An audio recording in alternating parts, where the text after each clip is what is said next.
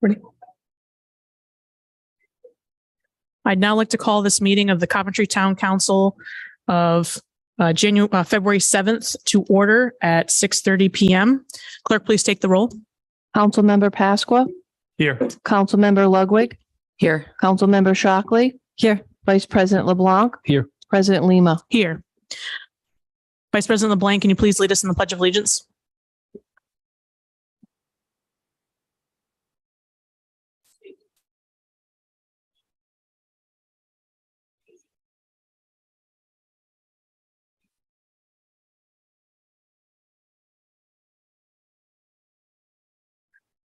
The emergency evacuation plan this evening for those in person, you may exit out either door in the back and go to your right or to your left. There's also an exit behind us at the back of Town Hall as well. Can I have a motion to approve the minutes of November 18th, 2022? I'll make the motion. Motion by Vice President LeBlanc. Second. Second by Councilmember Pasqua. Discussion? Councilman Pasqua. A couple of corrections on the minutes. Line 165, I believe it was. My name is misspelled. Should be no H.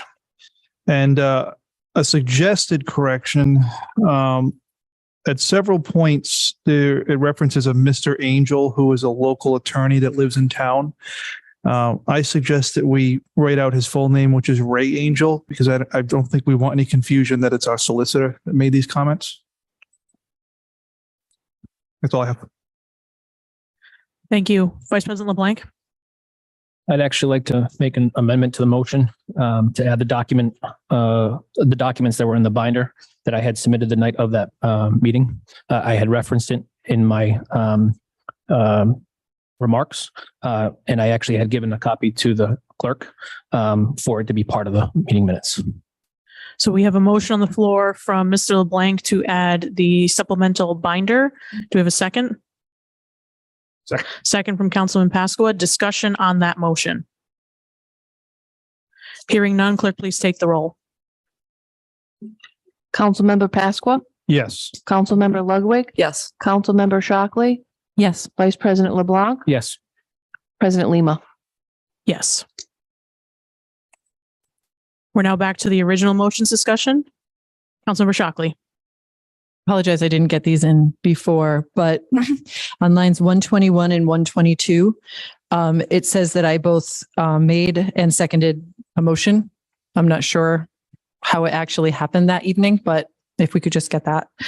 And I believe 189 is James Keepers. His name's just missing a U.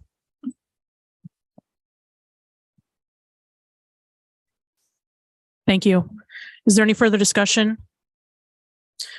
We'll now move to a vote on the meeting minutes as amended. Clerk, please take the roll.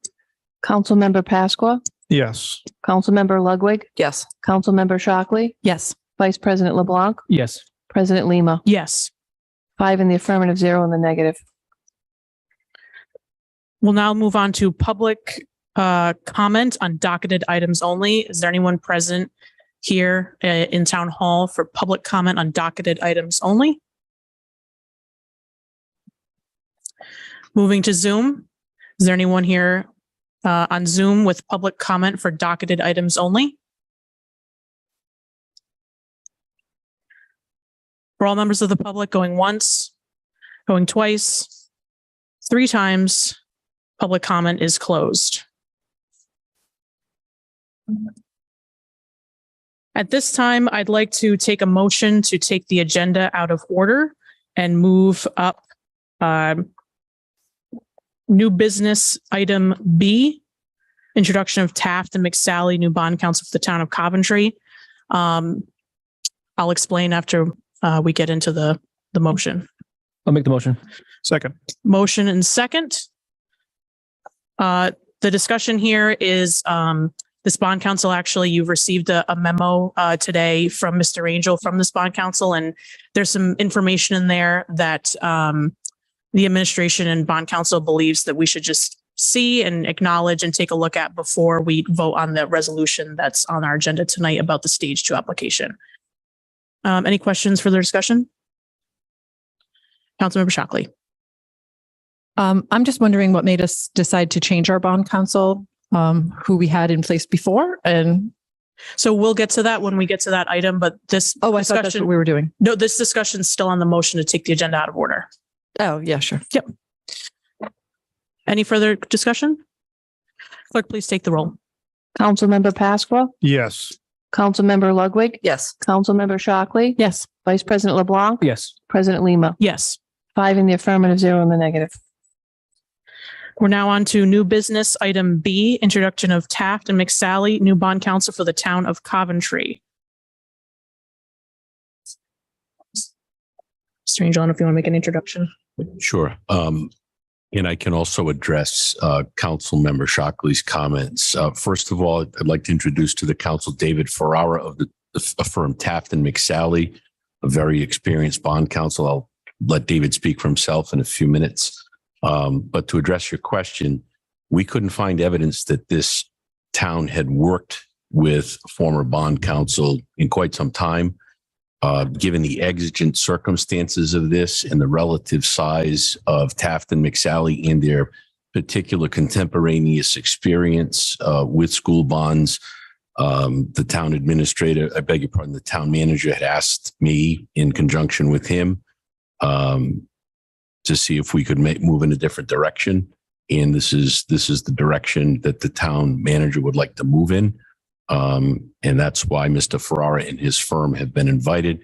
And as you can see from the information forwarded to you, there is a letter of engagement that was signed by the town manager that's also part of the agenda for ratification. In addition to that, there's a confidential memorandum that was forwarded to you by forwarded to me, and then I forwarded on to you from Mr. Ferrara on this process last Thursday, I think it was. We had a meeting among myself, Mr. Ferrara, the interim town manager, Mr. Civetti, and the town's fiscal advisor, Steve Massaroni, to discuss this project and to get some understanding from Mr. Massaroni and from Mr. Ferrara what we can expect as a town. In addition to which, I think we learned that some of the assumptions that we have seen in various slide presentations have not been tested or run by the town's fiscal advisor. And so I think, bond counsel generally is the one that coordinates these activities. He's worked extensively with Mr. Massaroni in the past in other municipalities, and that's why he has been invited here as bond counsel. Mr. Ferrara, if you just want to state your name for the record and make sure the mic is flipped up the switch. Thank you. Good evening. My name is David Ferrara. I'm with the firm of Taft and McSally. I've served as bond counsel. Could you move closer to the mic and speak into it? Sure. I served as bond counsel for over 30 years to Narragansett, North Kingstown, and to a lesser degree of time with Jamestown, Situate, and other towns. The four I mentioned to start have all recently issued school bonds. So what I do as bond counsel, working with your town solicitor financial advisor, which is PFM, as it is with the other towns, and the town manager, and subject to the council's approval, is to prepare the legislation and coordinate with the financial advisor, your finance director, the issuance of the bonds in light of various and sundry information. So amongst the considerations, we've discussed, in addition to the legal considerations, while not directly something I would determine would be the town's debt capacity and its ability to absorb the bond payments in its budget. And that's pretty much, is probably the most important item, and regardless of the legal considerations. So as bond counsel, I would review the submissions from the school committee, seeing what they want, see what advise you as to what right is promised, them and indirectly to, you as the town council, draft the bond act to go to the General Assembly, assist the clerk with the Board of Canvassers with the preparation of the legal ads, and, and the actual issuance of bonds thereafter. So that's what it's kind of, from start to finish is something I do. It's a lot of it, involves background in the actual projects beyond merely the tax and other considerations with the issuance of bonds. So I'm familiar with school construction and the actual endless hoops that you'll have to go through pretty much until you're done. And the state starts giving you housing aid assistance to pay whatever percentage is finally approved. So if there are any questions about what I do and how I do it, or what you'd like me to do, I'm available to any and all of you at any time. Vice President LeBlanc. Hopefully, you've been made aware that we just issued our June 30th of 2021 financial statements. Yes. And the June 30th of 2022 statements, we actually don't know when they're going to be issued. It's going to be quite some time, to my knowledge. I'm assuming that that's a piece of information that you're going to obviously need for your analysis. So I just didn't know how much of a challenge that's going to be for you. Well, the most important part right now would be to see what you're being asked to approve, what right approves, what form you want the legislation to take to prepare for the election. And meanwhile, on a parallel track, your ability to absorb $80 million of bonds and the debt service in your budget, and when the state aid would be available, and how you the state aid doesn't start the day you issue the bonds. It doesn't kick in really till a component of the project is finished. So some towns have had to capitalize interest. Some towns have had to issue notes along the way. The only thing, the major problem, the major holdback with the audit is you cannot. It would be hard to sell bonds in the public market, or notes even in the public market, with any without a current audit, or there are ways to do it, but they get more expensive. Understood. Obviously. Yeah, no, I appreciate the insight. I see that as a major challenge, at least for my decision to move forward with the project. So I just wanted to see what your thoughts were. So thank you. You're welcome. Further discussion from members of the council? Councilor Ludwig. I think this question may be more for the town manager. We went through this process. We started approximately 2 years ago with some of the approvals that we had to do to get to like stage 2 and beyond. And then we had some interaction while you were still here, Mr. Wazika. I'm just wondering, is this process that was just outlined, is this exactly the same as what we've been through before? Is there additions? It's the same basic process that you would go through anytime that you're doing this. Okay. I had one other second question again. So in the past, we've talked about bond counsel, but I think I remember us spelling it on dockets as CIL. So I just was curious, is the group that we previously talked to back when we were doing the last round of this, at least while you were still with us, Mr. Wazika, was that a similar makeup as what we're looking at right now? CYL? It was. I'm positive that some of the documents. So when I see counsel SEL, it has lawyers, and it's just the makeup of the group is different. So I'm trying to understand what the difference is, if any, between now versus CYL, if I'm not mistaken, that's the company that is now that does our audit. That's the makeup. Sorry. Yes. COUNCIL in the past. So I'm just trying to understand, I'm just trying to understand if this is any different than what we've done before. But that wasn't me if it was CIL. Yeah. So a bond counsel technically it would be an attorney or attorneys that are in the what's called the Red Book, which is published by, national, I forget who it's published by these days, but anyway, it's the book of nationally recognized bond counsel whose opinions are satisfactory in the public market to bond buyers, Merrill Lynch, and the brokerage houses. And we give the legal, meaning the bonds are the legal and duly authorized and the legal obligation of the town, and also that most of the time that they're tax exempt for state and local purposes within certain, but it would never be a CIL. Yeah, I just was curious because when we referred to it in the past, my presumption was it was a different group of people, a makeup of different group. So I just want to understand what this was. And then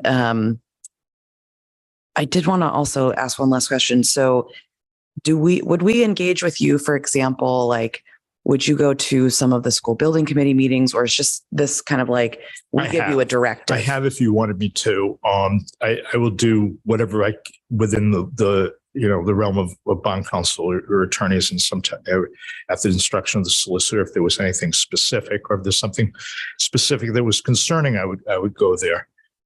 Certainly with the knowledge and approval of the solicitor and the town manager, or at the instructions of the council, I would do so. I don't need to. If the process is going smoothly and we're getting proper information and things of that nature, if there are questions, I obviously would go to get to the bottom of things. Okay. If we weren't getting my understanding of the last group was that they weren't even in state. Was that right? They were in Pennsylvania or something. Does anyone remember that? The last group we worked with? I know it was a long time ago. I'm looking at Ed, but I know it was a long time ago. So my office is in Garden City. If you're wondering. Yeah, I noticed. I noticed your local. Like, so 15 minutes away from my house to your town hall. Yeah. Excuse me. Sorry. I think those are all my questions. So thank you. Any further questions from members of the council? Councilman Pasqua?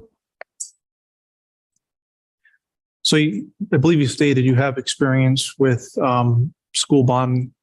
Yes, I've done bonds already. Can you tell us a little bit about some of the recent experience you have with school bonds? What municipalities you've been working with as far as school bonds go? Well, within the last 5 years, I've done Jamestown. We rehabilitated extensively 2 elementary schools. The town of Narragansett, we built a new with non-ride participation athletic field.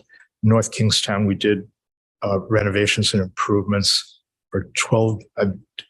Most recently for $12,500,000 to all their virtually all their schools. In Situate, we were in a constant. We've done smaller and larger projects at the athletic field at the high school, HVAC, a small HVAC bond last summer. And that would be the most recent ones that popped to mind. And years ago, we did a $33 million high school for North Kingstown. That was quite some time ago, obviously, from the amount, amongst others. Any further discussions or question from council members? Thank you. Thank you very much. I don't know if you want to stay. We're going to move on to item C, ratification of fee agreement with Taft and McSally. If you just want to stay, if you have anyone I'll has any stay questions. until you consider the item on the agenda. Or we're going to move on to it as next. long as you want me to. Yep. All right. So moving on to item C, ratification of fee agreement with Taft and McSally. This is starting on page 44 of your packet.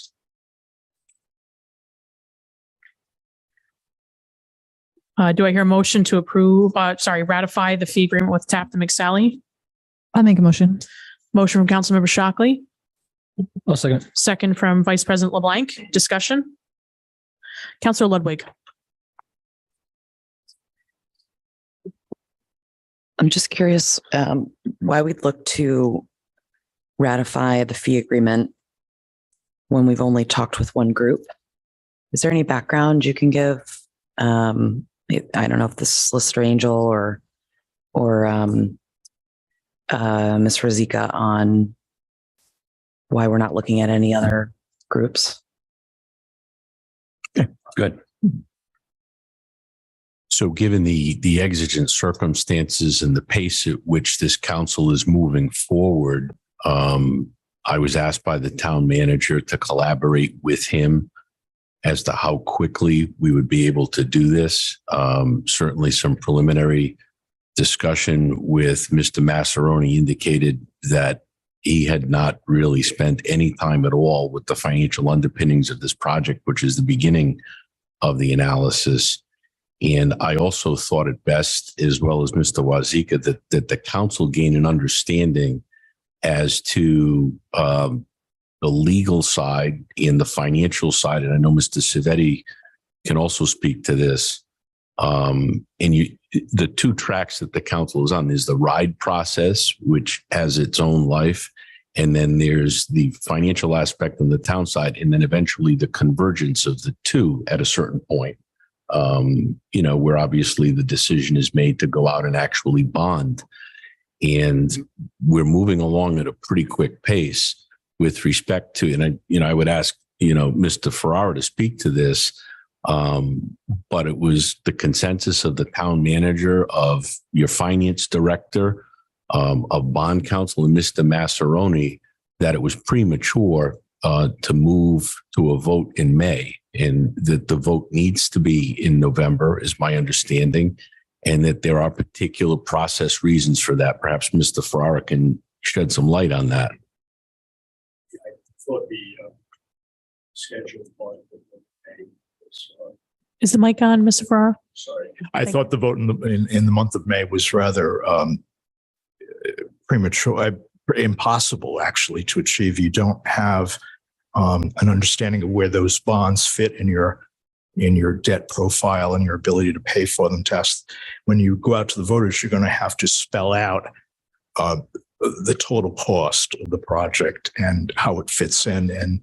And frankly, there's some decisions to be made before you even submit the bond act to the legislature. So one concern I had was the presentation you got at a prior council meeting seemed to indicate that right approval, General Assembly approval, voter approval could be done in any order. Well, if in theory that may be the correct, in practice, it's right. The legislature won't approve it until you get right approval, and until you have legislative approval, the voters can't approve. So I don't know what that achieved. There is a way to do it the reverse order, but that's not in this circumstance. And this is the normal way. So it seemed you were your submission to RIDE is a big picture kind of thing, and I don't know what the council knows or wants to know. I know what they know, whether you're going to ask the General Assembly for blanket approval for 80 million of bonds for schools, or you're going to know what's in the 80 million more precisely.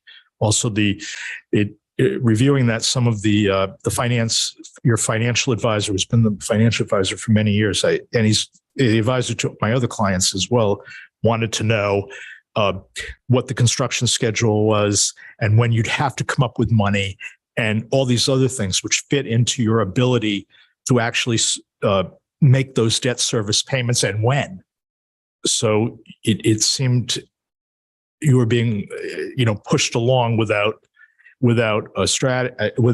full knowledge of where you might find yourselves at the end. The other thing is the even as a matter of timing, even if you were ready on January 1 to do all this, and now we're in February, to get a public vote in May, there's the Secretary of State generally requires 90 days between the General Assembly approval and the governor's signature and the vote. So it seemed like you were being rushed along. So there was some kind of urgency to advise you before you took steps that you might later find were inadvisable.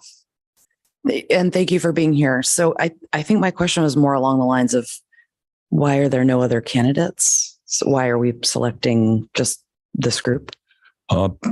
It's you've got the experience in doing this. We needed to bring somebody on board right away because of the pace that this was moving at. I didn't have time to start interviewing multiple firms. The recommendation was there.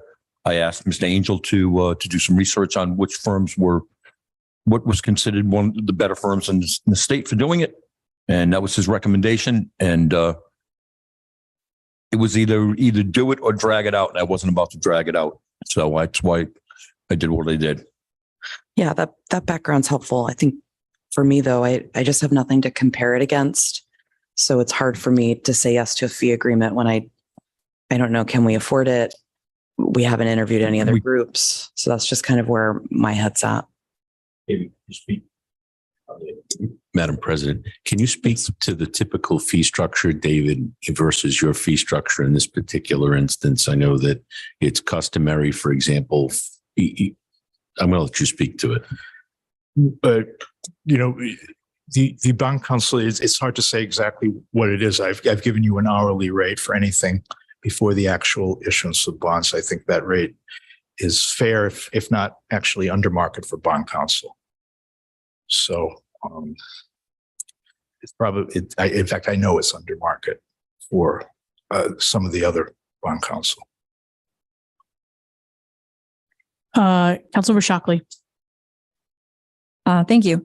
I appreciate that background as far as fees, but I also wanted to ask, so bond counsel, as opposed to most of the other counsel that we've been approving recently, it seems it's a per project agreement as opposed to a retainer agreement or having any sort of certain term. This is, you're our bond counsel for this bond project that we're working on. I'm your counsel at the rate quoted for as long as you want me. Until we change to someone else, but absolutely no retainer, you can dismiss me at your, all right. your whim. No, I appreciate without reasons. Well, let's not get there yet. Just, I appreciate that. Councilman Pasqua. So, thank you for being here tonight, by the way. No problem. So we briefly talked about moving this vote towards the fall. And I think that needs to happen just because we need a very clear picture financially. And you can't take out a loan without knowing what your financial standing is. I hate to be rude, but is this the right time for this part? Yeah, right now we're ratifying an agreement. Yeah. So, right. So I'm getting to that. So, because we're talking about moving to the fall, I think that gives us a little bit more room in our time frame. And I think Councilmember Ludwig is onto something with this. I think maybe an RFP just to compare the fee structure and the experience, which I mean, it may very well be this company here, and you know they've got a very good docket here, so it may actually be them in the long run, but we have nothing to compare it to, and I do tend to agree. I think maybe just a couple of weeks to get a couple of proposals in to look at them and compare fee structures and experience might do us some good. Vice President LeBlanc. I guess this question is for the town manager. We keep on saying we have nothing compared to, but I believe Karen Grandy was our previous bond counsel. Correct me if I'm wrong on that, but I'm pretty sure she was. She did the last version that I'm aware of. So did we have fees from her and her firm, and are they comparable to what we're looking at tonight? I haven't dug them out to go look at them to do a comparative, but I could. Again, my problem was we're facing a time constraint. Everybody's trying to move this forward quickly. We need to have appropriate legal advice on this, moving it forward. Agreed. And that's why we've done what we've done. I mean, we can slow it down. We can do whatever. I can do whatever you need to do. Remember, you're also looking at someone else here in the next 2.5 weeks. So this whole process is going to end either with me or you're going to start it again with somebody else. Councilmember Shockley.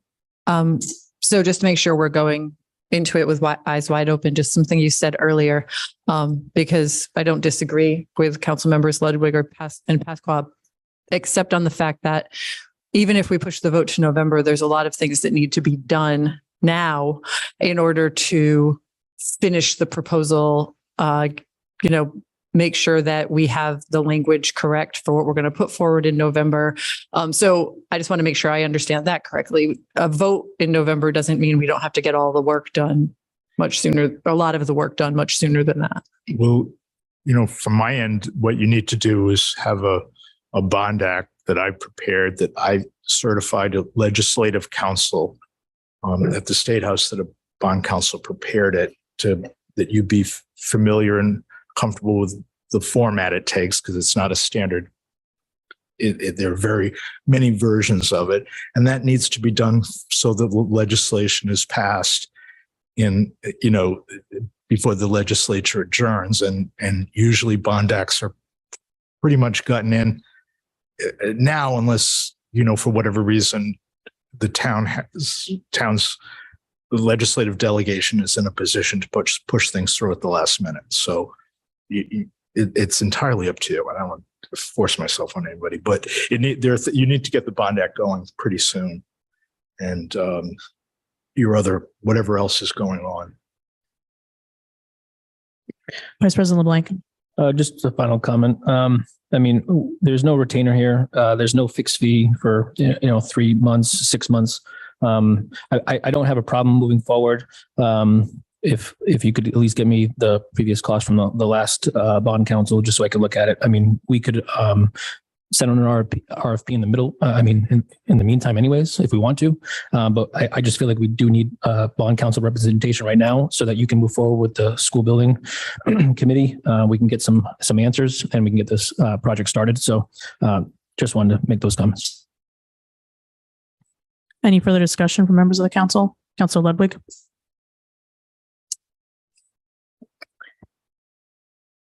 I'm trying to make a responsible decision, and I can't do that. It's not that I don't want have to McSally. It's just I have no other information other than what's been presented. So I'm not suggesting we tie this out for months and months, but I know we have another council meeting in 2 weeks-ish.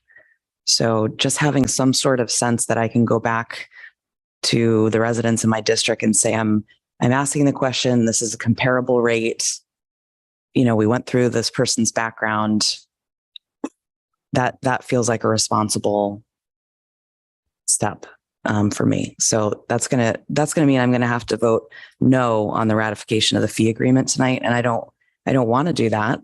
But if people aren't willing to just compare it against something, so I can say that I'm trying to make the best decision for the people in my district and the town, then I'm going to have to vote no. And I truly don't want to do that. I just want to verify what's being told to me. Any further discussion from members of the council? I'm comfortable moving forward. I would like to make sure that this bond process continues to move forward. We have a lot of work already put in.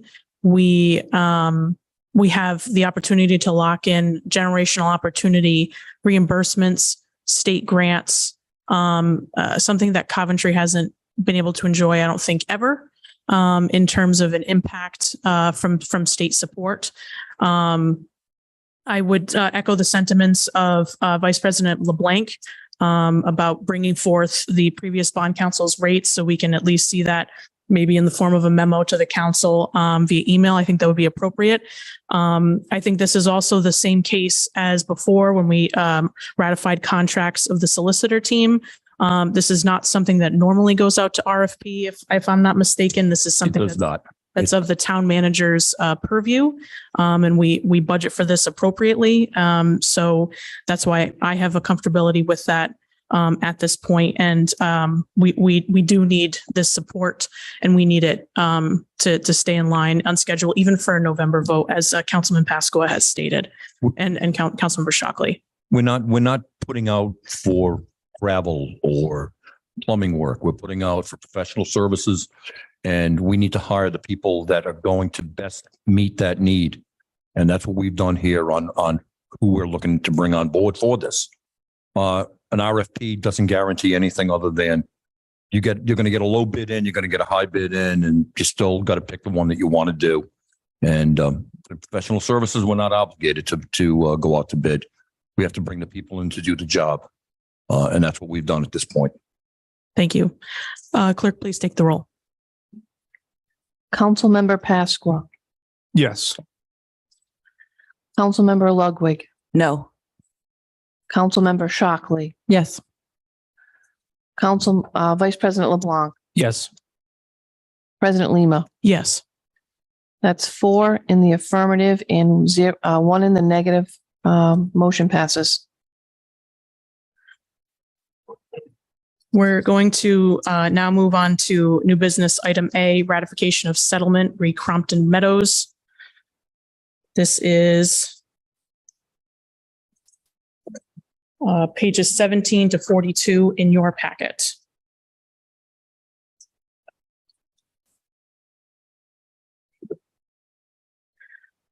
Do I have a motion to ratify the settlement agreement? Motion by Councilmember Pasqua, I'll second it. second by Vice President LeBlanc. Discussion, Mr. Angel, would you like to introduce this? Sure. This is the agreement that I introduced to you in draft in executive session on January 20th, along with a confidential privileged memorandum with respect to the settlement of this matter. Essentially, it does not alter the decision of the planning board with respect to Crompton Meadows, with the exception that the consideration for this agreement does involve the imposition of fair share development fees, which is spelled out in here. If you look at page 2 of the agreement, there are 12 specific relief requests made by the applicant before the planning board. Essentially, only number 3 was granted. And in addition to that, we have imposed those fair share development fees. So we changed number 3's consideration for this particular agreement. And so essentially, there's more money coming into the town. We have averted a lawsuit. The project continues. And that's about all I have to say. Discussion from members of the council? Hearing none, clerk, please take the roll. Councilmember Pasqua, Yes. Councilmember Ludwig, Yes. Councilmember Shockley, Yes. Vice President LeBlanc, Yes. President Lima. Yes. 5 in the affirmative, 0 in the negative. Motion passes. You can do the resolution. Moving on to resolutions of the council, item A, resolution 2023-13, authorizing and endorsing the stage 2 ride submission, page 14 of your packets.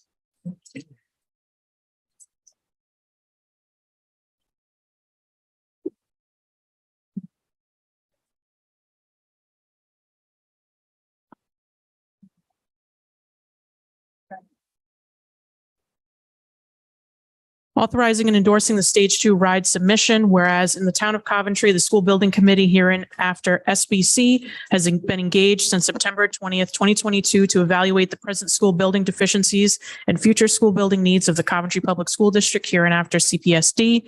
And the SBC's evaluation has resulted in a recognition of the need for construction, renovation, rehabilitation, repair, improvements, furnishing and equipping of and/or additions to CPSD school buildings, including but not limited to the construction of a new elementary school, renovation of the middle school, and the renovation of the high school, collectively referred to as the project. And there has been a stage 1 submission concerning the project to RIDE, which was authorized and endorsed by the Coventry Town Council. And the Town Council has received a presentation from Philip Conte of Studio Jade, architectural consultants for the project, concerning the submission of a stage 2 submission to RIDE concerning the project. And the deadline of the stage 2 submission is February 15th, 2023. And now therefore be it resolved that the Honorable Town Council, 1, authorizes and endorses the stage 2 submission to RIDE concerning the project. 2, this resolution shall take effect immediately upon passage, and the town clerk is directed to provide as many certified copies to any agent of the SBC as are necessary to effectuate its stated purpose. Before we get to discussion, do I have a motion to approve the resolution? Motion by Councilmember Pasqua, I'll second it. second by Councilmember Shockley. Just state your name and address for the record. Sure. My name is Richard Colavecchio, and I'm with Studio Jade. Excellent. Thank you. So I'm here to, from Studio Jade. Phil apologized he couldn't be here. But so we just wanted to run through the packet if anybody has any questions. And just to be clear that this is for submission to RIDE. It's RIDE's a multi-step process. This is basically showing the necessity for RIDE approval for reimbursement of this project. What it's not, it's not a commitment after RIDE approval, and it's not a commitment for bond or to seek board approval. Does anybody have any questions on this package, or should I just run through it?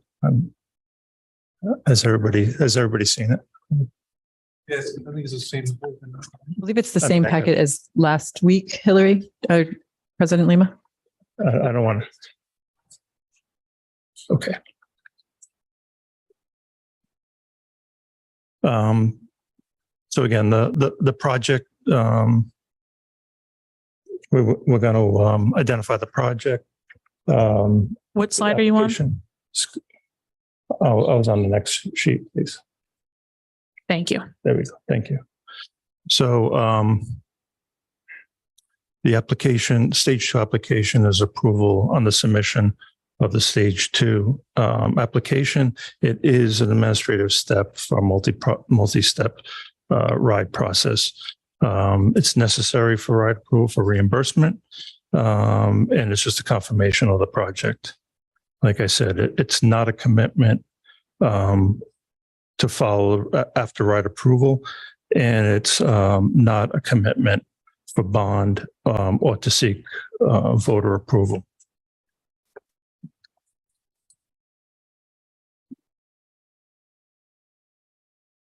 For this application, we're going to identify what the project is, the estimated cost, the schedule, eligible reimbursement.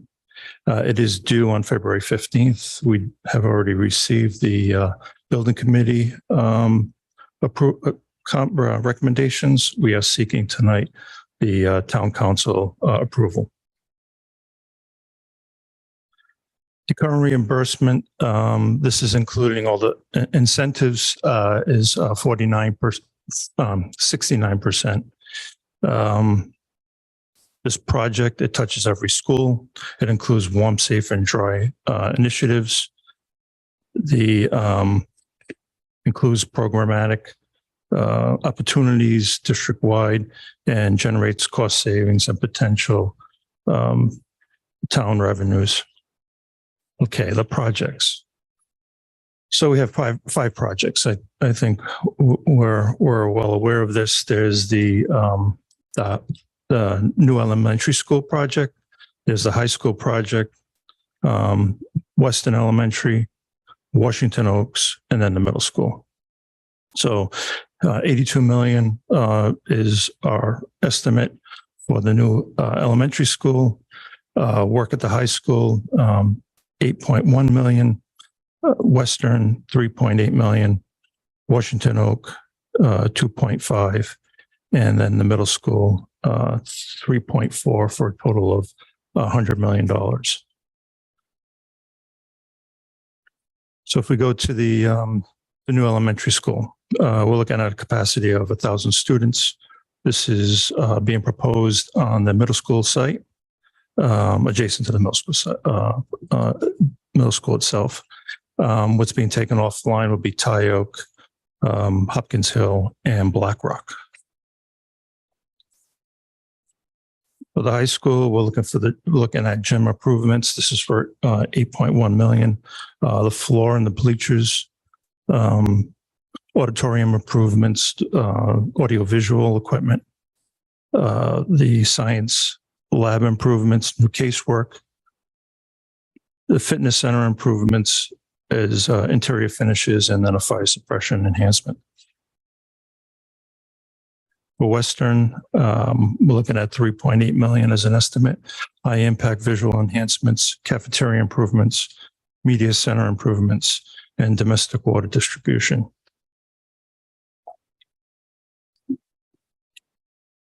Washington Oak, 2.5 million, facilities improvement, high impact and visual enhancements, deferred maintenance, building envelope, HVAC, and some site work.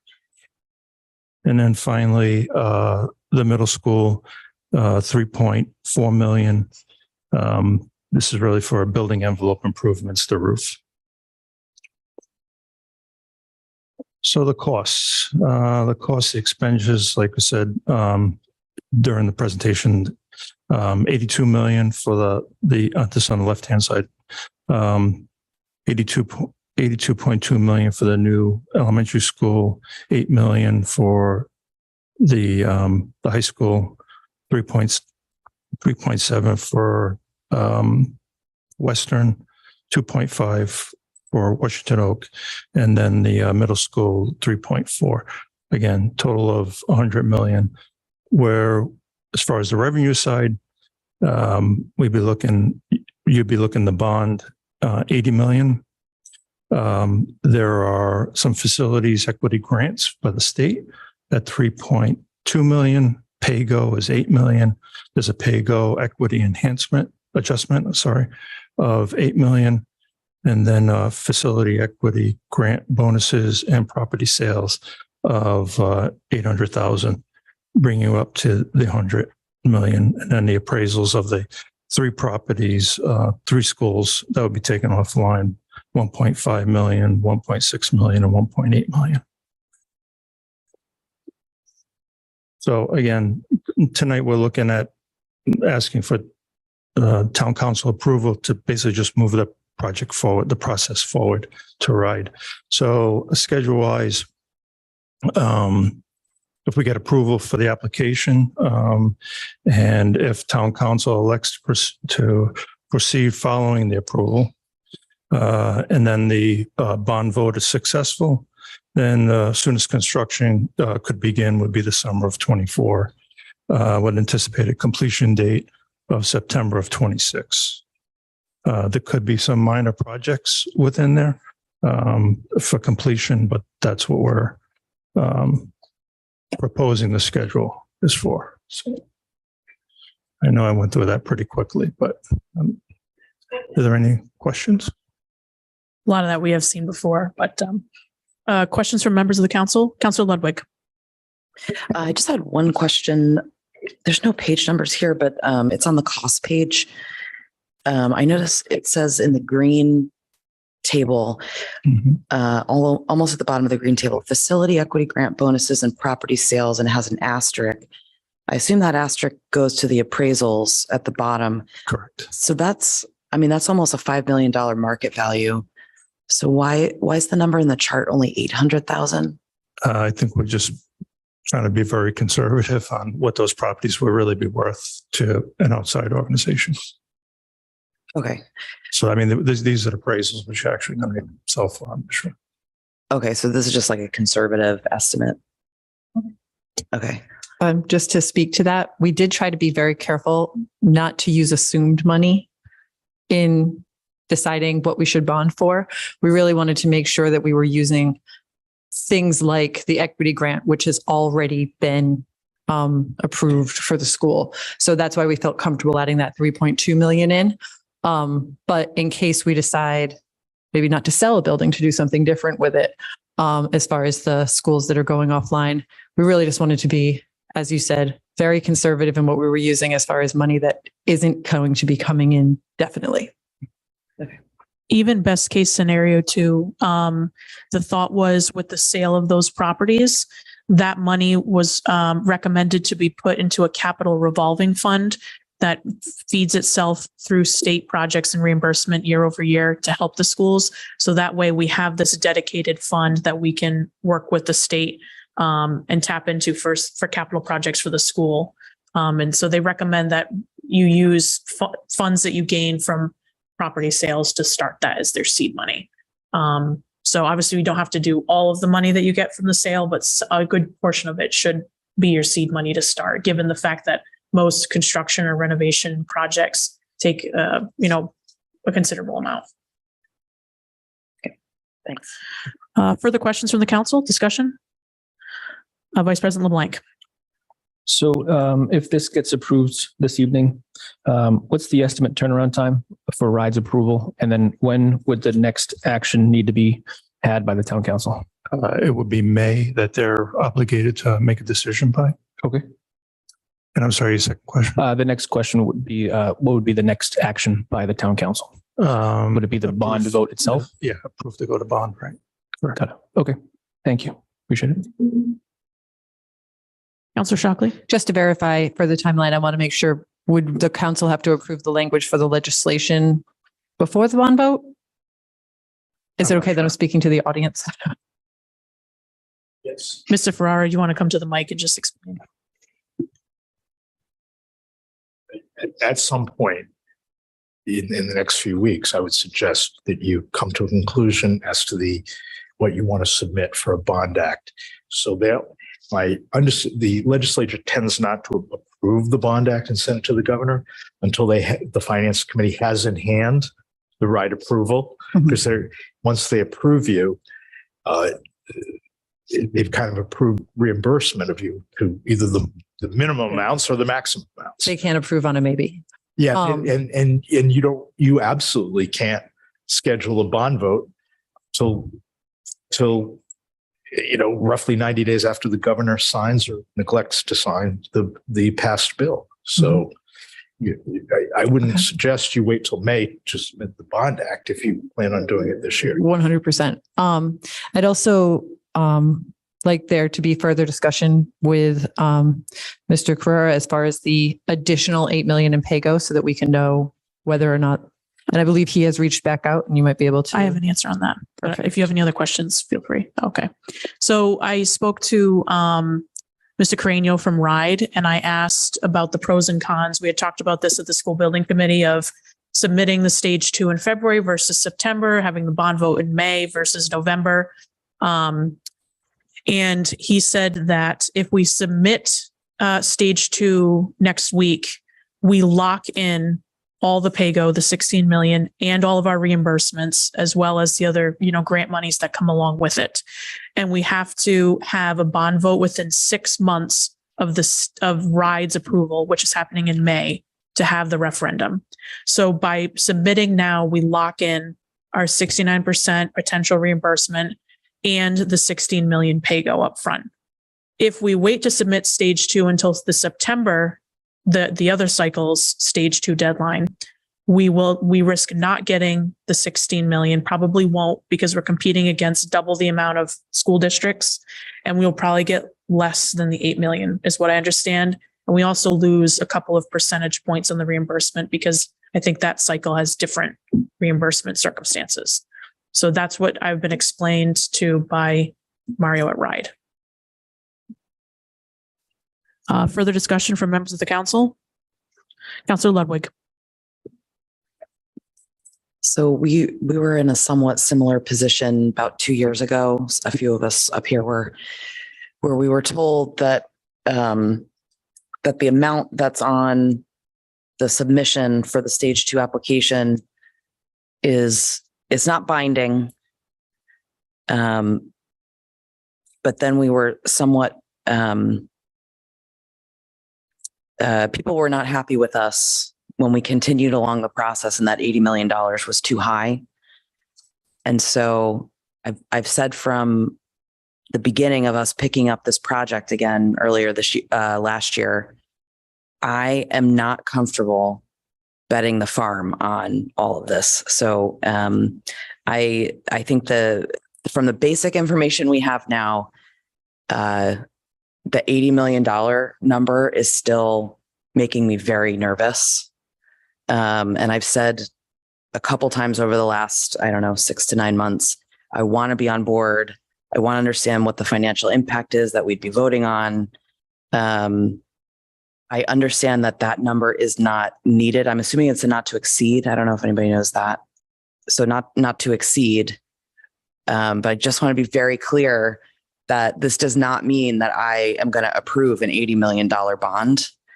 I just want to be super clear for my fellow counselors and then also for the public that by approving the stage 2, it does not mean that I am an automatic yes vote on when this comes back to the council at an $80 million price tag without the appropriate information from bond counsel and other information that we need on financials. So to that end, we actually had a discussion about this at the school building committee meeting last week.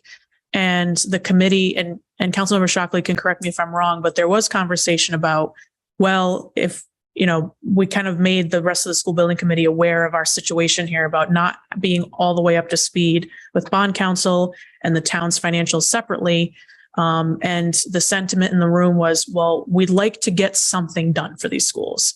So there isn't that kind of zero sum game in terms of the full amount or nothing. That there was talk of, well, then we know that we need to pull some aspects back in order to make at least something happen. This group wants to do something for schools, and they're fully aware that, there's a possibility in terms of our financial picture that it may not be up to that full 80. So that conversation is happening at the school building committee level.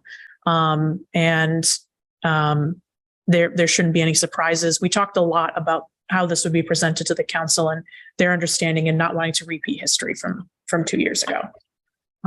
Thank you for that background, President Lima, that I do feel comfortable approving tonight personally. Thank you. And Councilmember Shockley, you can correct me or add if you want.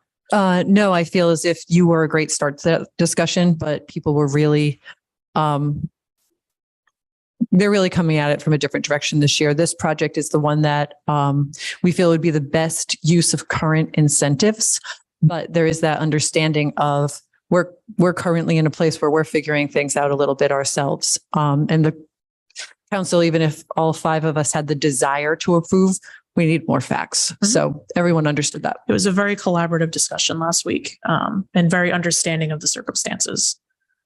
Further discussion from members of the council on the resolution. Thank you very much. If there's no further discussion, clerk, please take the roll. Councilmember Pasqua, Yes. Councilmember Ludwig, Yes. Councilmember Shockley, Yes. Vice President LeBlanc, Yes. President Lima, Yes. 5 in the affirmative, 0 in the negative, motion passes. Moving on to report of the town manager, Mr. Wazika, anything to update on this evening? Couple of things, very quick. We were able to get our W-2s out the door on time. We get the 1099s out the door on time. We're working on the 1095s right now to get those out there due by the end of February. They will be out on time. We did nearly 500 W-2s, and aside for 2 that got reversed because we were forced to use a non-envelope, non-window envelope to get them out because they didn't order the supplies. We only got 2 mixed up, and I'm not going to mention who one of them was, but the last name was the same. Spoiler alert. Yeah.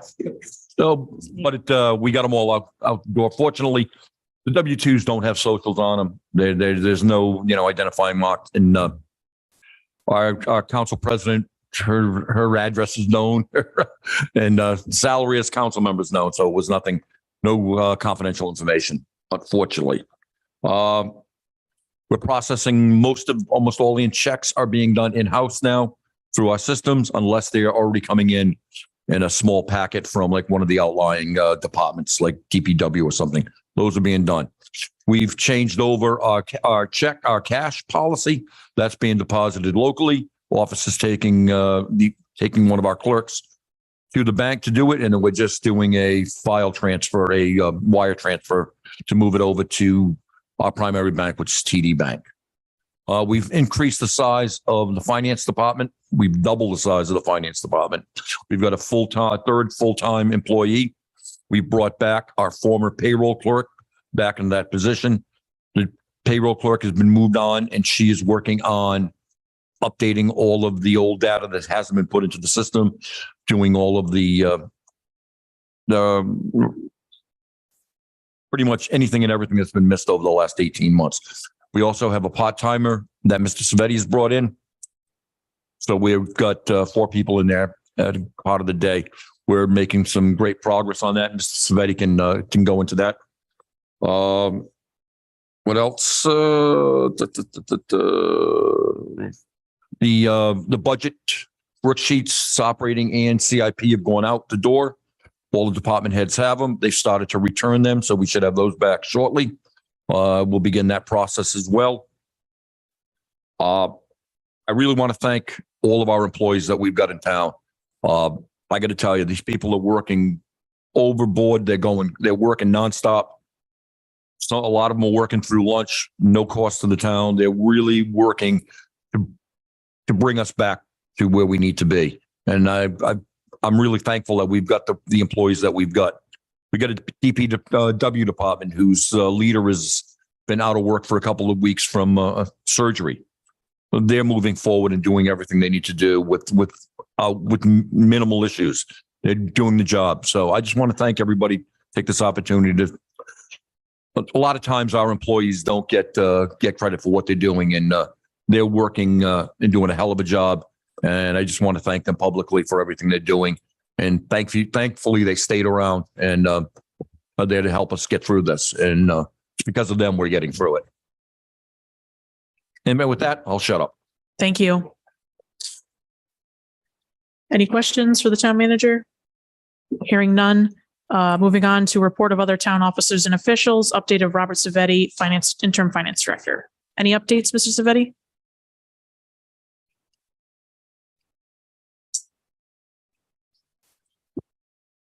I guess just to echo what Mr. Wazika said, you do have a great staff there. There was just a lot of lack of communication, trying to figure out how things were working. So trying to work with the entire staff, outside departments as well as internally, making sure we're all on the same page, putting the proper controls in place and telling people why they're doing what they're doing. A lot of feedback I receive from your staff here is, well, I was just told to do this. I don't have a clue why I'm doing it. And that's not how we should operate. People should know why they're doing what we're asking them to do.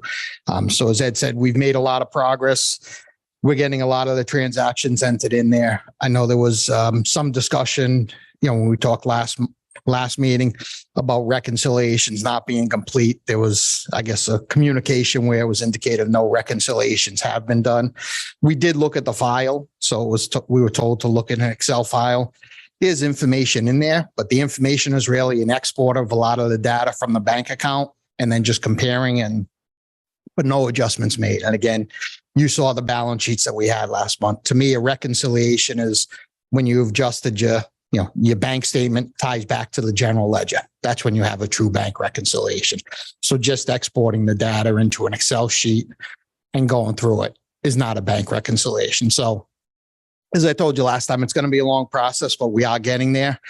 As Ed mentioned, I brought in a gentleman. He's working, probably 3 days a week, 3 hours a day, 3 or 4 hours a day, just helping key punch some of the data into the system. Because obviously before we can get the bank reconciliations done, we need to have the data into the system. But probably just in the last week and a half, we probably entered 80 or 90 days worth of data as far as cash receipts. So we're doing a lot of key punching. We had deposits that were backed up. We're getting those into the bank. Payroll still running without missing a beat. So we're making progress. Again, I ask for your patience and time, and I don't want to keep giving you a report and then qualifying at the beginning saying, here's the report, but the information in it is not accurate. I'd rather wait until, we get a little further along and then I provide those reports to you. We have found a substantial number of invoices dating back to November that have not been paid. Apparently there was, we're being told from the staff that remained that at a certain cutoff date, they were told to stop processing any of the invoices. And that's coming from the people that were there. So nothing got paid. We've been notified by several companies that they need their money or they were going to shut us off. And we've taken care of all of that. We've been able to, Mr. Savetti's done a hell of a job of talking to some of the companies and waiving the late fees and stuff on a lot of it. So we're preventing that from happening. They understand what's going down. We're not where we need to be, but we sure are getting there compared to where we were 9 weeks ago, 8 weeks ago. So we're getting to the point. It's going to be some time, but it's moving forward. Yeah, and just the processes I mentioned, going through getting the W-2s, it took us a little longer than we anticipated, just trying to correct some of the things in the system, working with Keystone, who, again, I know there was discussion, Keystone software isn't great. The people there are terrific to work with. I think we have a great working relationship right now. They're answering our calls. We're able to correct some things, but, one of the items just looking at, obviously, if we're not reconciling bank statements, we're not going to find errors. Well, through the W-2 process and trying to do 941s, both federal and state 941s, we found that we missed some tax payments. So we've submitted those tax payments where if we're reconciling monthly, we're going to know if we missed those payments or not. Vice President LeBlanc. Just a quick question on CLA, the Auditor General timing of the audit. Has there been any more additional discussions related to that? We've got we're going to be having a monthly meeting with them. We had our conversation, 2 weeks ago. We did they're satisfied with where we're moving at this point. They're very happy with what we're doing. I think it was a very productive meeting to the tune of they canceled the second meeting 2 days later that we were going to have. And we're looking at, I think it's another 2 weeks before we have our next one with them. But they want to see progress. We're making progress. They were happy with where we are. They're happy with the changes that have taken place within the town, the addition in the finance department and everything that's going on. So they're happy. I don't think we're going to have an issue with them at this point, as long as we keep moving forward the way we're moving. That's great. And I just wanted one more follow-up question. Do we have anything in writing on what the next period of extension that we have, or is it just these 2 week intervals? Yeah, I didn't know if we had anything in writing. Good. During that meeting with the Auditor General, they said rather than committing to a definitive extension of time, they just want to have these meetings. Okay. So again, right now we're on a monthly meeting. So the meeting will be the end of February or a couple of weeks.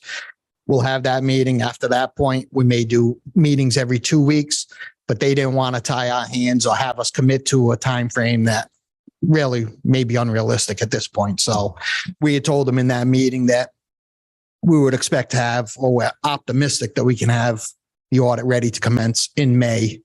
And so as we get closer to that, then we'll come up with a more definitive time frame. But there is no deadline on the extension at this Thank you. point. Councilmember Shockley.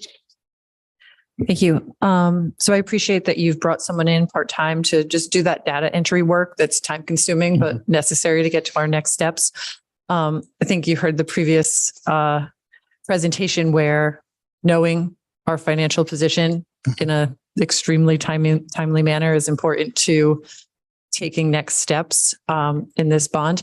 I do wonder, while I definitely want to have the consistency of having you here, when we plan to post for the positions that have been vacated in the finance department, so that we can start looking for qualified candidates. Because I'm interim, I'm here only for a few more weeks. I don't feel it's appropriate that I bring in a team on that, as well as at this point, I think the worst thing we could do would be to even begin to think about bringing someone in permanent and replacing Mr. Savetti until we've got things ironed out and in a better place.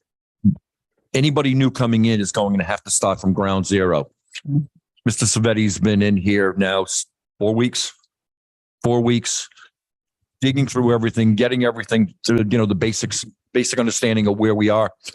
Just the other day, he came up with a number on how many accounts we've got. 425 accounts that we've got. All of this data, all this knowledge that he's gaining by being here right now, bring somebody brand new in the middle of this. I just don't think it's feasible. I don't think it's the fiscally responsible thing to do. We need to get straightened out. And then at that point, bring in, let the new town manager make that decision on who he wants to bring in for a team. It's just my opinion. In the interim, I think we should make sure that we have a strong job spec, and that we've discussed as a council going into the new budget season, the compensation for the position. Yes, I agree. That's all part of what's got to be done. Any further discussion for Mr. Savetti? Questions? Thank you very much. Thank you, sir. Update from the solicitor, Mr. Angel, anything? Thank you. So given we have some guests that are going to be joining us in executive session, I'm going to wait we'll do council business matters carried over and council president communications and after, and we'll do executive session at this time. So at this time, do I have a motion to go into executive session for the following? A, executive or closed session pursuant to Rhode Island General Law, Section 42-46-5A2, re-litigation involving the former town manager Benjamin Marchant. B, executive or closed session pursuant to Rhode Island General Law, Section 42-46-5A4, update reinvestigation into allegations of civil or criminal misconduct involving unspecified present or former employees and students of the Coventry School Department. C, executive or closed session pursuant to Rhode Island General Law, Section 42-46-5A2, re-litigation involving Social Holdings LLC in the town of Coventry in CA numbers KC-2020-0769. Make the motion. Motion by Vice President LeBlanc, I'll second it. second by Councilmember Shockley. Any discussion? Clerk, please take the roll. Councilmember Pasqua, Yes. Councilmember Ludwig, Yes. Councilmember Shockley, Yes. Vice President LeBlanc, Yes. President Lima, Yes, 5 in the affirmative, 0 in the negative. Motion passes. we will now go into executive session.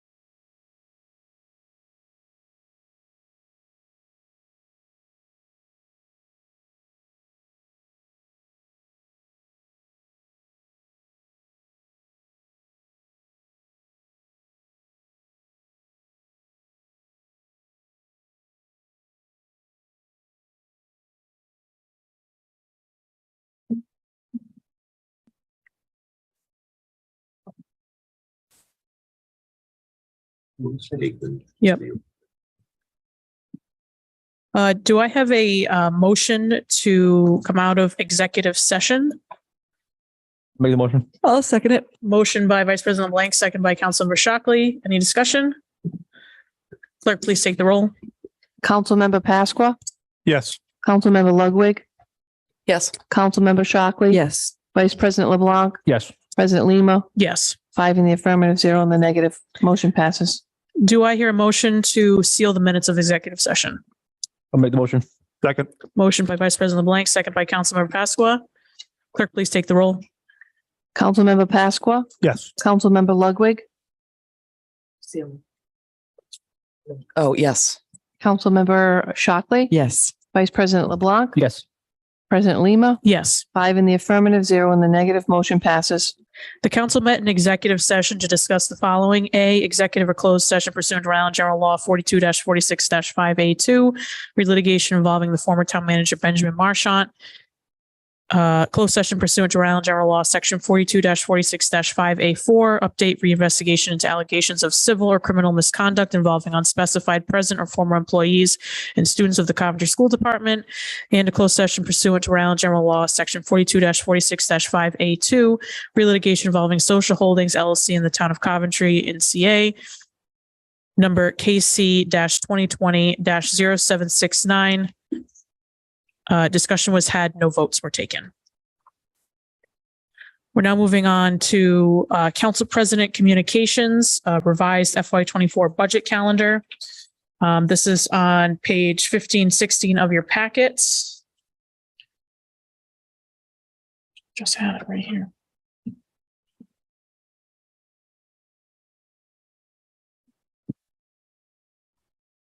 All right, thanks.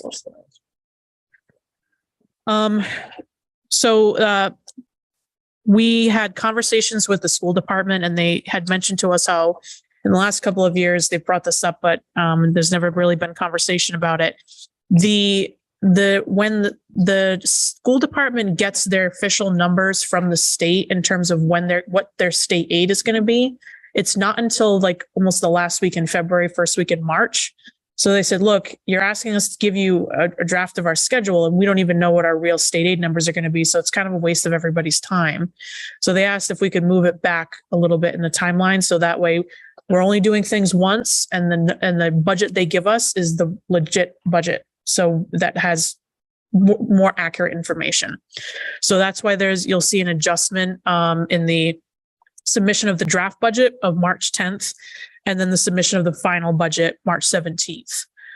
That's the main change we made to the budget to kind of have some good faith and extend that to the school department. So does anyone have any questions on that? Vice President LeBlanc. I just noticed that on the first page, on page 15 out of 48 of our packet, there's a Monday, March 17th listed, and then there's a Monday, March 20th listed. I think we just got to change. It would be Friday, the 17th, right? Yeah. Yep. Just wanted to call that out. Okay.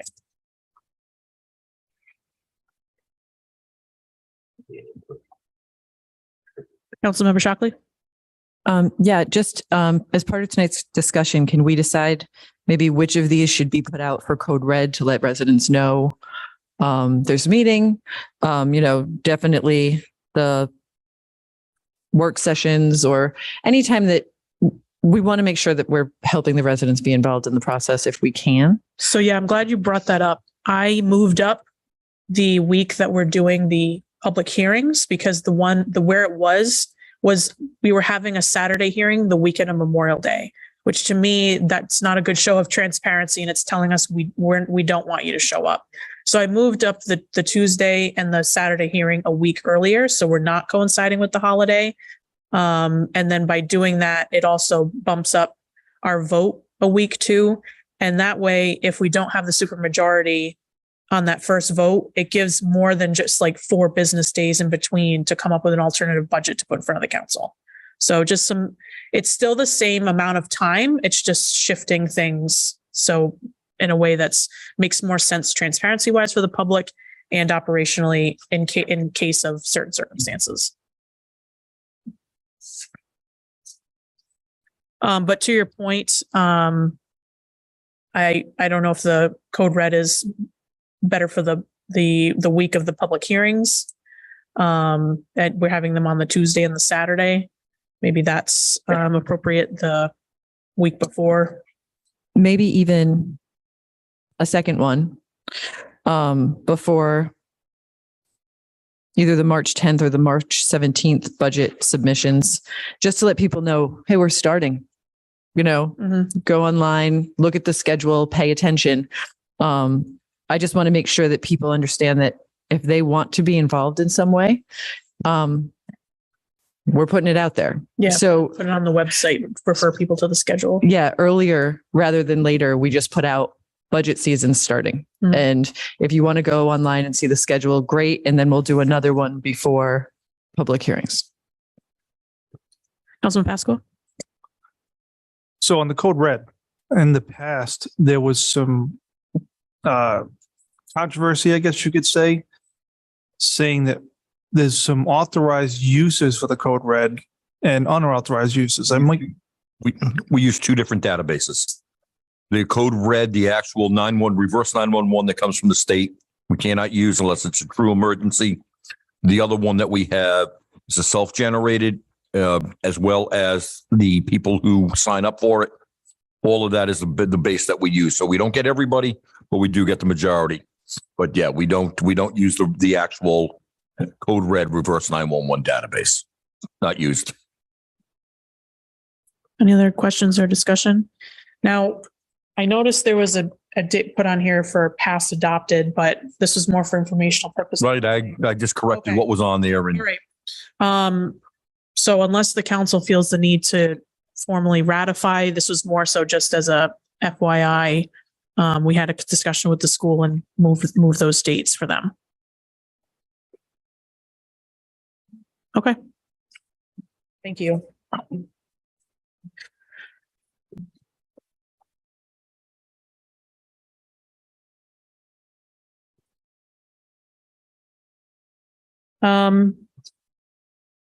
Next on the agenda, we go to council business matters carried over, discussion regarding application review and interview process for the position of town manager.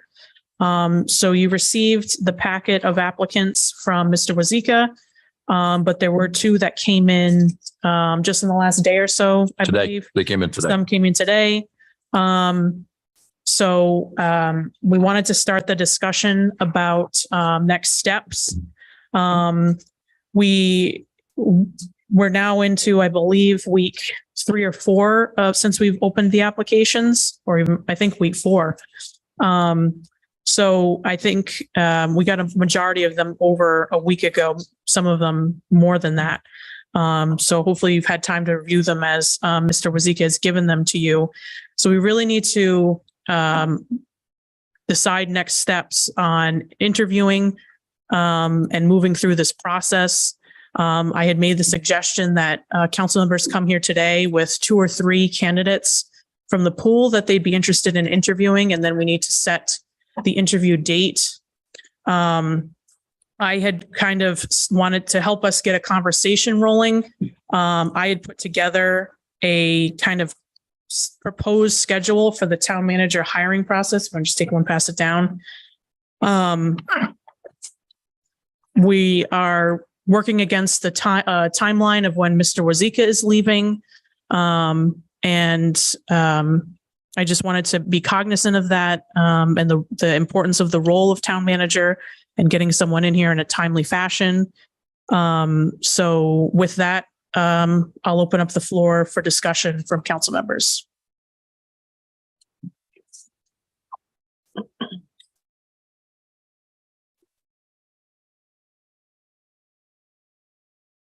I can go first. Vice President LeBlanc.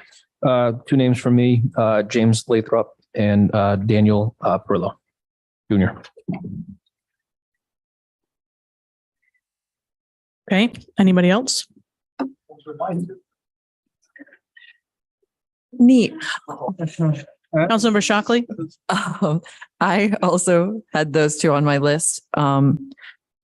Another, because you asked us to do a few. I thought William McKinney looked like an interesting candidate. And then I just put 3 in tier 2. Ernest Zielinski. Zim Zielinski, the West Warwick, the former West Warwick. Yes. Radford Inman and John Pagliarini. But the first 3 I mentioned were my top 3. Okay, gotcha.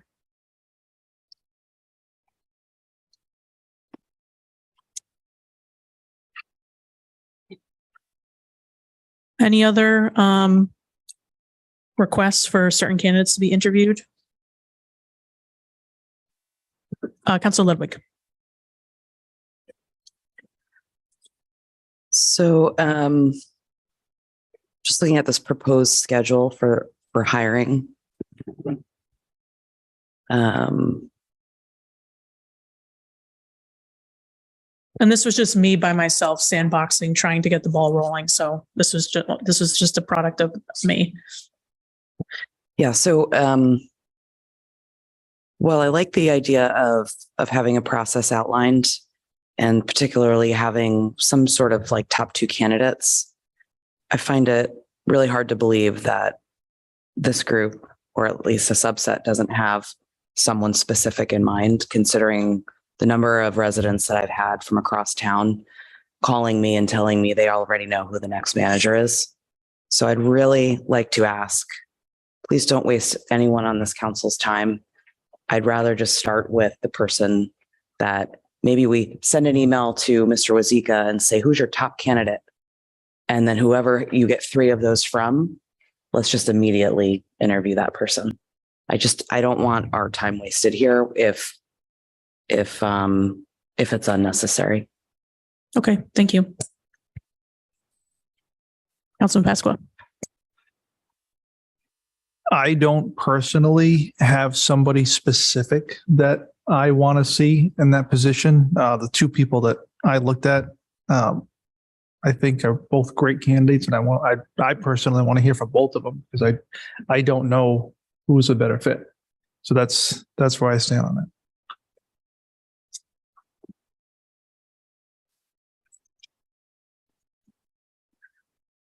Any additional discussion?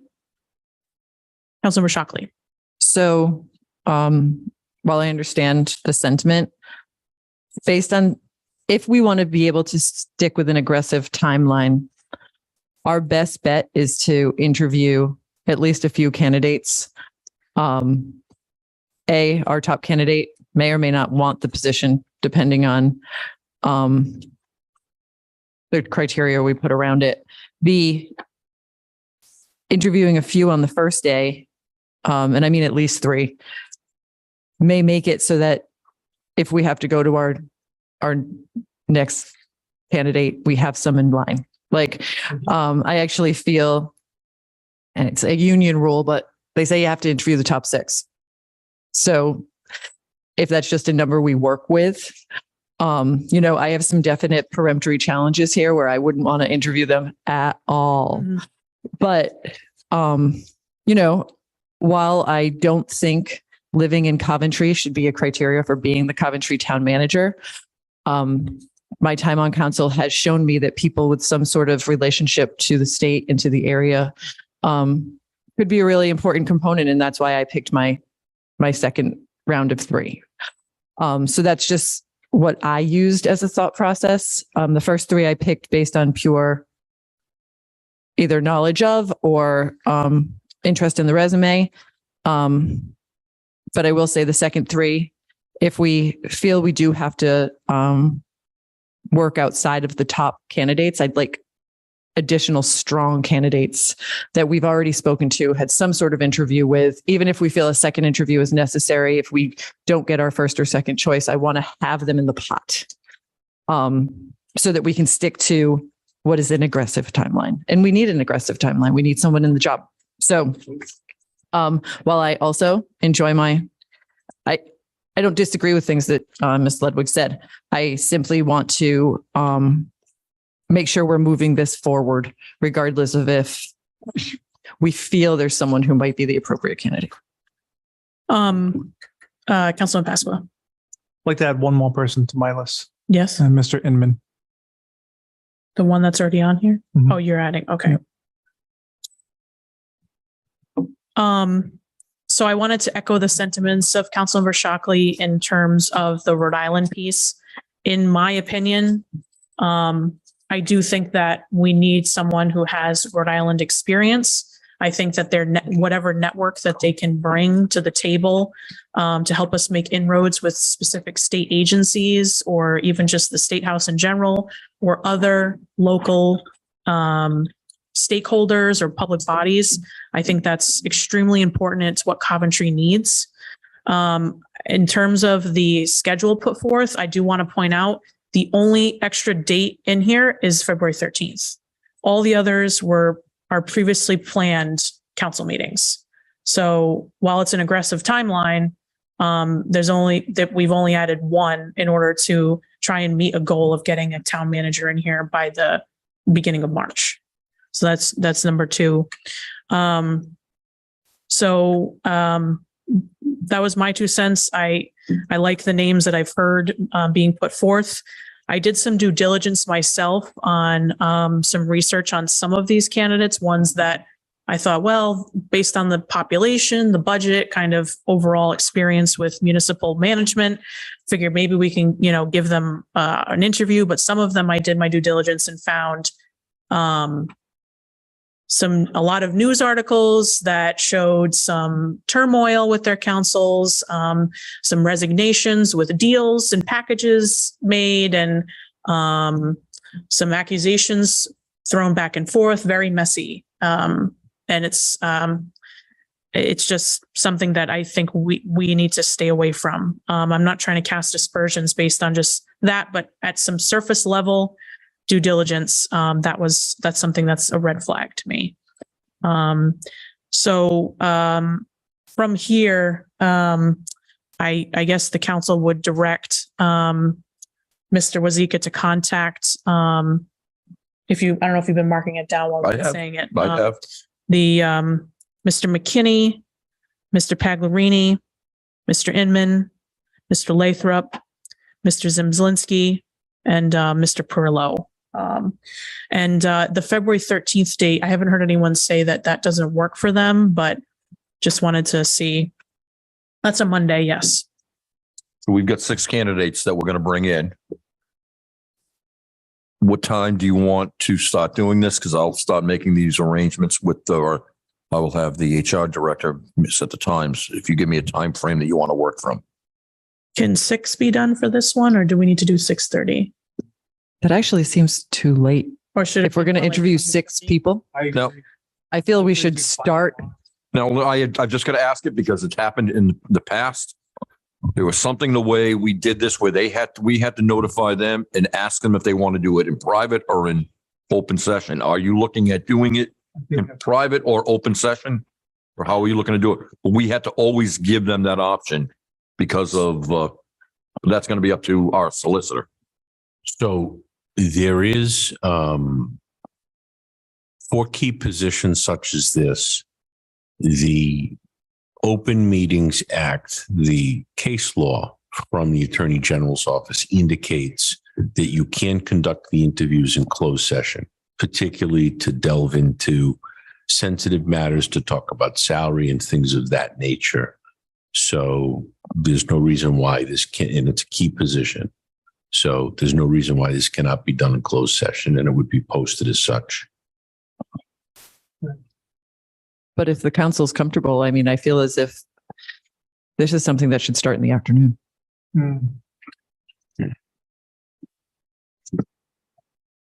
I agree. I mean, it's 6 candidates for a pretty significant job.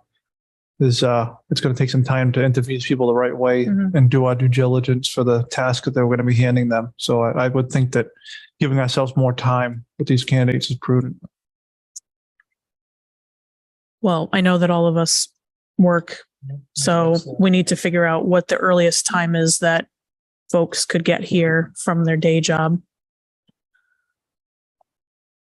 If it's going to stay with the 13th, I can't get here any earlier than like 5:36. That weekend's bad. It's next Monday. Yeah. So I just Could we give 2 days worth of openings where Monday might be an interview date? I know last time we did it on a weekend. I don't know if anyone's open to that. I'm open to that. Super Bowl weekend. Oh. I actually don't care, but other people might. Yeah, you do. With basketball, was it? I can't push it out. I mean, How about 2 days? Do it over 2 days.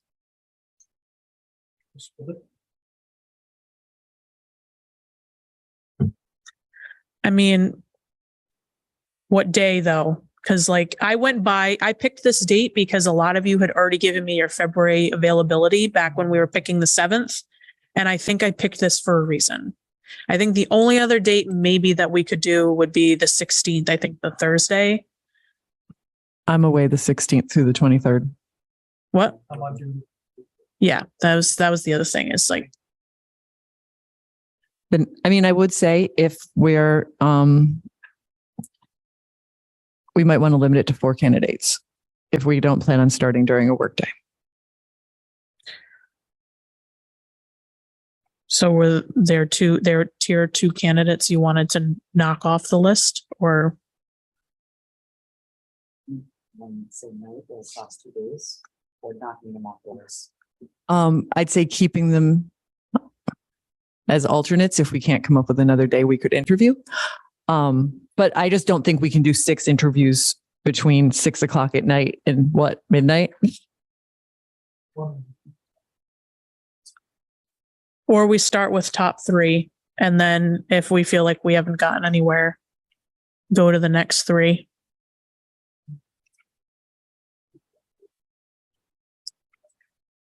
So the top 3 right now, based on what I'm hearing, are Lathrop, Perillo, and then Inman has 2 check marks I have here, but that was it. So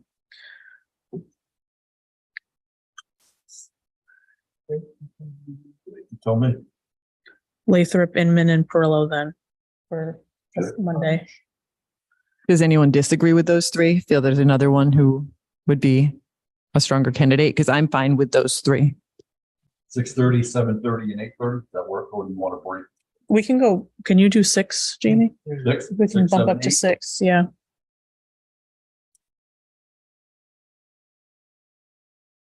Excellent. Okay. Thank you. And those are all local stuff. Yeah. Yeah. I think it'll be fine. All right. No, we don't. Yeah. We don't even know if they're. No, we don't. We don't. I'll find out tomorrow. I'll put an email out after I contact all 3 of them and let everyone know what's going on. Yeah. And if they're not, then our only other next option is we have to kind of take over the February 21st agenda in a different way. We have to get to them at some point. So any further discussion on that? Okay. We'll now move on to public comment for undocketed items. Is there anyone in person on Zoom? I do see one. We can just bring them in. Please state your name and address for the record, please. And unmute yourself. Can you hear me? Yes, I can hear you now. Please state your name and address for the record. Douglas Sosha, 1660 Flat River Road, Coventry, Rhode Island. You may proceed.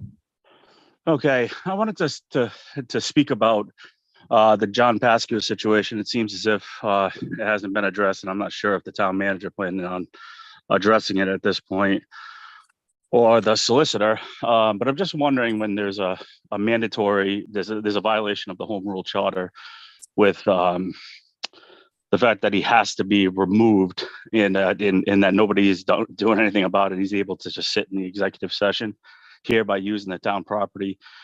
which is no different than what Mr. Marchand has done, where he used his car to drive to Pennsylvania. Mr. Pascu is using town property, which is the leasehold estate, for his own interest to exclude the town from their lease property. And I'm just wondering, when there's a mandatory provision that speaks that it just requires him to be dismissed, and he isn't. And I'm just wondering why Mr. Pascu isn't required to have a permit or required to get a zoning certificate or meet setback requirements. I sent a zoning complaint in 3 weeks ago, spoke to Mr. Wazika probably 10 days back, and to follow up, and I haven't heard anything at all on that. And I'm wondering why it doesn't require, just because he's on the council, he doesn't require to have a permit. I'm not sure what's going on there. I'm not sure if it has to do with the fact that, the three of you guys, Pascua, LeBlanc, and Lima are all together in a group, and you guys want to keep that together, or what's going on, because I know the other two have no idea what's going on there. You don't include them in anything. So I don't know what the hell's going on with you guys, but the town is obviously a mess in that sense. If moving on, Mr. Chief Perillo, by the way, is something that somebody that Social Holdings would like to work with on our end to solve the Johnson's Pond issue, Dan Perillo. But I mean, that's about it. Just I'm wondering if you guys could clarify that for us. Thank you. Thank you for your comment.